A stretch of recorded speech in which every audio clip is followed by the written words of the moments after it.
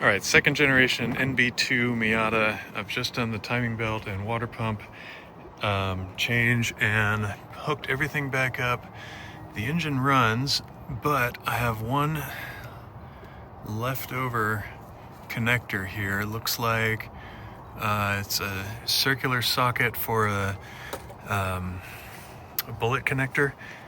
It comes off, so there's this wiring harness that runs between the valve cover and the intake manifold, splits off into numerous sensors, comes right there, splits off, and the rest of it goes off towards the airbox.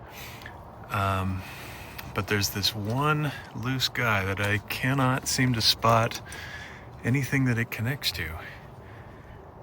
If anyone has any idea where that goes, let me know.